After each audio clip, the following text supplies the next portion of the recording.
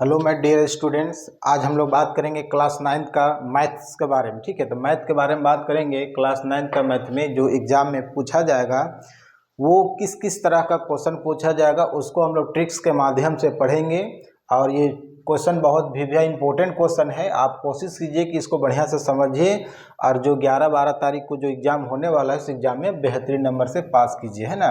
तो आज हम लोग बात करेंगे चैप्टर नंबर 1 का। ठीक है, तो उसमें से कुछ इंपॉर्टेंट क्वेश्चन हम लिख लें क्योंकि क्वेश्चन लिखते रहेंगे वीडियो ऑन में तो ये वीडियो लंबा बन जाएगा। और मेरा लंबा वीडियो बनाने का मकसद नहीं है, कम समय में ज़्यादा आपको समझाने का कोशिश करेंगे। ठीक है, तो पहला प्रश्न में हम लोग लिए क्या कि निम्न में कौन परिमेय संख्या है, यानी चारों में से कौन परिमेय संख्या। इस तरह से आपको 4 ऑप्शन दिया जाएगा। ठीक है, तो इनमें से ये तो परिमेय संख्या नहीं होगा, ये भी परिमेय संख्या नहीं होगा, ये भी परिमेय संख्या नहीं होगा। तो पहला नंबर जो है वो 0 आपका एक परिमेय संख्या है। जैसे 0 1 2 3 4 5 जो होगा वो एक परिमेय संख्या है। ठीक है, यदि रूट में रहे और उसका वर्गमूल ना निकले तो वो परिमेय संख्या नहीं। जैसे हम लोग कह देंगे क्या कि 4 क्या है, तो ये वर्ग परिमेय संख्या होगा, इसका वर्गमूल क्या निकलता है 2।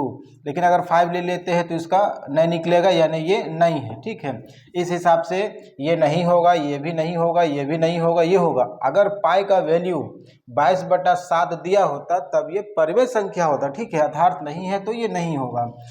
दूसरा हम लिखे क्या, निम्न में कौन अपरिमेय संख्या है। तो इसमें अब हमको छांटना है कि अपरिमेय संख्या, तो ये मेरा परिमेय संख्या है, ये भी मेरा परिमेय है, ये भी मेरा परिमेय है, तो ये जो होगा वो एक अपरिमेय संख्या होगा। सवाल है मेरा अपरिमेय संख्या का, तो अपरिमेय संख्या जो होगा वो पाई होगा। तो पाई अगर वैल्यू दिया होता 22/7 तो वो भी एक परिमेय हो जाता। ठीक है, अगला क्वेश्चन है तीसरा नंबर में कि निम्न में कौन अभाज्य संख्या है।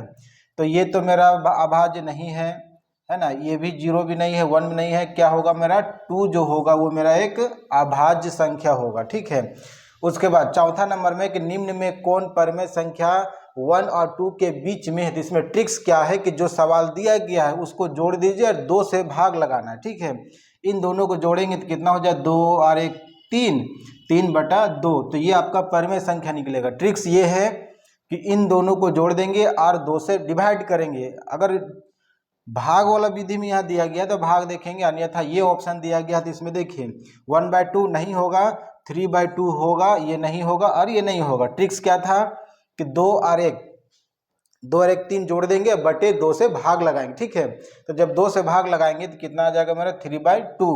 उसी प्रकार निम्न में कौन परिमेय संख्या, 5वें नंबर में ना, कि निम्न में कौन परिमेय संख्या 3 और 4 के बीच स्थित है, यानी कौन सा मौजूदा इसमें दिया गया है। तो अभी हम क्या बतलाएं कि जो भी संख्या दिया गया है उसको हम लोग जोड़ देंगे। तो ठीक है, तो 4 और 3 को जोड़ेंगे तो कितना हो जाएगा 7। तो 7 बटा कितना से डिवाइड करेंगे 2 से।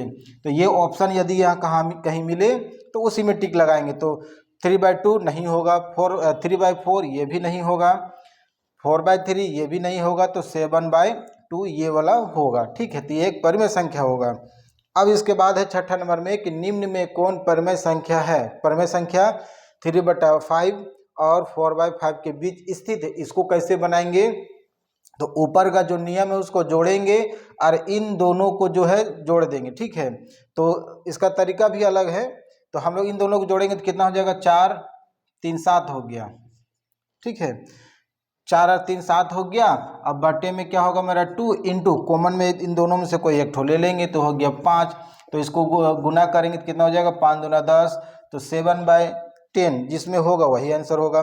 ये नहीं होगा, 7/5 नहीं होगा, 12/10 नहीं होगा, तो 7/10 ये होगा, है ना। तो इस प्रकार से ट्रिक्स के माध्यम से आप बनाइए और कम समय में ज़्यादा क्वेश्चन बनाने की कोशिश कीजिए। ठीक है, क्वेश्चन नंबर 7 से शुरू करेंगे क्योंकि 6 तक हो गया था। क्वेश्चन नंबर 7 से ये सवाल है कि 0.3 रैकरिंग बराबर क्या होगा, यानी 0.3 ये रैकरिंग अर्थ हो गया कि 3 3 3 3 आता रहेगा, तो इसके बराबर 4 जो ऑप्शन दिया गया क्या है ना, इसको परिमेय संख्या p/q के रूप में बदलना है। ठीक है, इसका आंसर जो दिया गया है वो p/q के रूप में लिखना है। तो कैसे लिखेंगे देखिएगा कि जितने अंक में दशमलव है बटे में उतना 9 लिखेंगे, तो ये वाला 3 लिख लेंगे। अब बटे में हम लोग 1 ठो 9 लिखेंगे, 3 का टेबल में काट देंगे तो 1/3 हो जाएगा।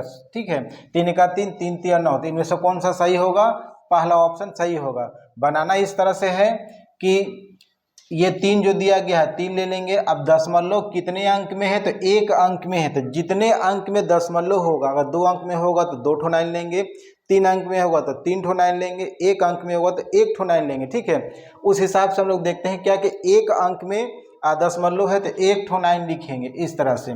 तो 3 एका 3, 3 तिया 9 यानी 1/3 इसका आंसर होगा। तो पहला ऑप्शन सही है। ठीक है, उसी प्रकार हम लोग दूसरा में देखते हैं क्या कि यहाँ लिखा हुआ क्या 0.6 रैंकिंग बराबर क्या होगा। तो इस तरह से फिर से ले लेंगे 6, 1 अंक में दशमलव था तो हम लोग 1 ठो 9 लेंगे, 2 का टेबल में डिवाइड करेंगे या 3 का टेबल में करेंगे, 2 का में तो नहीं होगा, 3 से ही होगा। तो 3 दूना 6 और ये 3 तिया 9, तो 2/3 इस ऑप्शन में 2/3 कौन सा है, तो पहला नंबर होगा। ठीक है, अब उसके बाद इसमें देखिए 3 अंक में रैंकिंग दिया गया। ठीक है, तो यहाँ लिखेंगे क्या, संख्या सिर्फ लिखेंगे 1 और कितने अंक में दशमलव दिया गया 1 2 3, तो जितने अंक में होगा बटे में उतना 9 लिख देंगे, वही आपका आंसर हो गया। ठीक है, तो 1/999 आंसर होगा। तो कौन सा होगा, ये नहीं होगा, ये नहीं होगा, तो ये तीसरा ऑप्शन सही होगा। ठीक है, तो इसी तरह से अगर और भी सवाल दिया रहे तो इसको भी आप बनाते जाइएगा, है ना। अगला क्वेश्चन में कहा है 10वां नंबर में कि 6√5 इंटू 2√5 बराबर क्या होगा। तो शॉर्टकट में ये है कि ये दोनों को हम गुना कर देंगे बाहर में, तो 6 दूना हो गया 12 इंटू ये √5 और √5 का कॉमन 1 ठो निकलेगा, तो गुना होने से कितना आ जाएगा 12 25 60। तो इसमें से जो ऑप्शन 60 होगा वही सही होगा। तो इसमें 60 कौन है, कहाँ है, दूसरा ऑप्शन में है। ठीक है, तो ये तरीका है कि इन दोनों को बाहर वालों को बाहर से गुना कर देंगे। ठीक है, तो 6 दूना 12 हो गया और √5 इंटू √5 तो 5 निकलेगा, तो 12 को हम लोग 5 से गुना कर देंगे तो 12 25 60 हो गया, मतलब 60 इसका आंसर सही है। अब इसमें कहता क्या है कि 8 को जो है 8√15 डिवाइड जो है 2√3 से डिवाइड करना है। तो इसका डिवाइड हम लोग कैसे करेंगे, 11 नंबर का डिवाइड में, तो ये हो गया मेरा 8, ये हो गया 15 और ये हो गया बाई में 2√3। तो 2 का टेबल में काट दिए तो 4 बार में 3 का 3, 3 5 15, तो इसका अर्थ हो गया 4√5। ठीक है, रूट के अंदर ही कटेगा, रूट के बाहर वाला रूट के बाहर से कटेगा। तो 2 एका 2, 2 चौका 8, 3 एका 3, 3 पचे 15, तो टोटल कितना हो जाएगा 4√5। तो 4√5 इसमें है, तो हाँ तीसरा नंबर में है 4√5, तो ये आंसर सही होगा। अब अगला क्वेश्चन जो दिया गया है वो क्वेश्चन है 12 नंबर में कि 5 + √5 और 5 - √5 बराबर क्या होगा। एक फॉर्मूला में है, यानी a का स्क्वायर माइनस b का स्क्वायर में होगा, तो हम लोग ट्रिक्स के माध्यम में है, तो डायरेक्टली गुना करो। इसको गुना कर देंगे तो कितना हो जाएगा 25 25, और इन दोनों को गुना करेंगे तो प्लस माइनस माइनस, इन दोनों को गुना होने से कितना निकलेगा 5। तो जब हम घटाएंगे तो कितना बचेगा 20। तो इस ऑप्शन में कहीं 20 है तो है, चौथा नंबर ऑप्शन में 20 है, तो ये चौथा ऑप्शन सही होगा। उसी तरह 13वां नंबर में भी है कि 11 रूट 11 माइनस √7 फिर √11 प्लस √7, तो ये भी एक फार्मूला में है, वही फार्मूला हो गया, एक बार प्लस में एक बार माइनस में। तो इसका अर्थ ये हुआ कि a का स्क्वायर माइनस b का स्क्वायर। ठीक है, तो इनको भी हम लोग ट्रिक्स के माध्यम से उठाएंगे कि ये 11 11 को जब गुना करेंगे तो दोनों का कॉमन से 11 निकलेगा, प्लस माइनस माइनस होगा। इस √7 को गुना करेंगे तो 7 आएगा।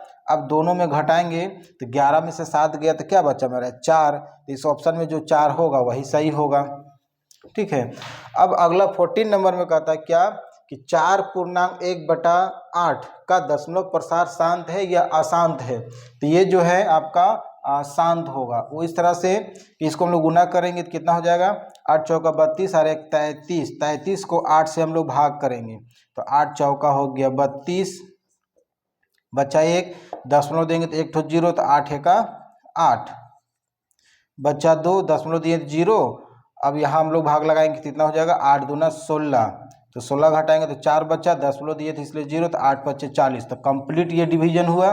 तो कंप्लीट डिवीजन होगा तो उसको हम लोग शांत कहेंगे। अगर शेष बचता रहे, रिमाइंडर बचता रहे, तो उसको हम लोग अशांत कहेंगे।